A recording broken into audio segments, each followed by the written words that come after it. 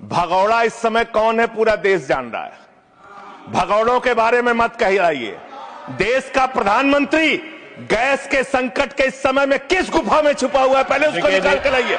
पहले उसको निकाल के लाइए। प्रधानमंत्री किस गुफा में छुपे हुए हैं? प्रधानमंत्री के बारे में पूरा देश गैस की लाइनों में खड़ा है। प्रधानमंत्री गुफा में छिपे हुए हैं। प्रधानमंत्री को निकाल के लाइए। प्रधानमंत्री को निकाल के लाइए। मुद्दों पर बात नहीं करेंगे। इस्तेमाल किया है, ये शब्द ठीक नहीं है। मध्य एशिया के अंदर जो युद्ध चल रहा है इजराइल और अमेरिका और ईरान के बीच में, आप क्यों इजराइल की चमचागिरी में खड़े हो गए, जिसके कारण से हिंदुस्तान को आज गैस का संकट भुगतना पड़ रहा है। पूरा देश लाइन में खड़ा है, गांव लाइन में खड़ा है, शहर लाइन में खड़ा है, एक एक इलाका लाइन में खड़ा है। होटल बंद हो रहे हैं मान्यवर। मोरवी के अंदर गुजरात में टाइल्स की फैक्ट्रियां बंद हो रही है मान्यवर। आपने क्या हालत की है। आप राज्यों के साथ न्याय नहीं करते, आप ग्रामीण व्यवस्था के साथ न्याय नहीं करते। आपने बनारस के अंदर 4200 एकड़ जमीन वहां के किसानों की जबरन कब्जा की।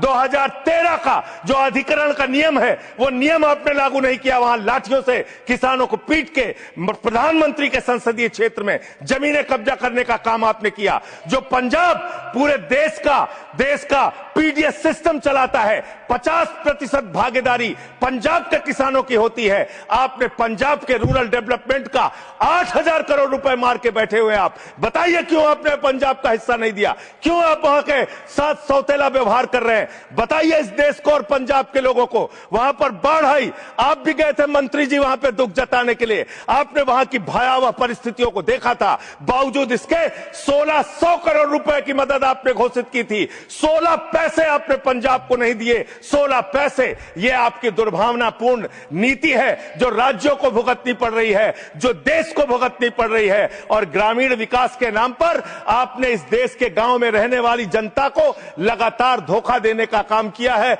लगातार उनको ठगने का काम किया है। चाहे वो आंगनबाड़ी की स्कीम हो, आंगनबाड़ी की कार्यकर्तियां, हर काम में उनको आप लगा देते हैं, लेकिन आप उनको पैसा देने के नाम पर आपको हंसी आएगी, हंसी आएगी, हंसी आएगी।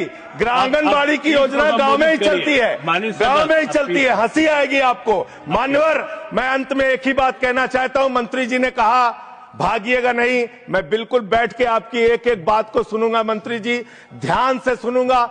जितनी बात मैंने कही है उसका पूरा जवाब दीजिएगा, और अगर आप जवाब नहीं दे पाएंगे तो मुझे भी उस वक्त बोलने का अवसर दीजिएगा। आप ही अकेले बोलने का अधिकार रखते हैं, ऐसा नहीं होना चाहिए। और दूसरी बात मान्यवर, दूसरी बात, इस समय भगौड़ा कौन है, ट्रंप की गुलामी कौन कर रहा है, पूरा देश देख रहा है।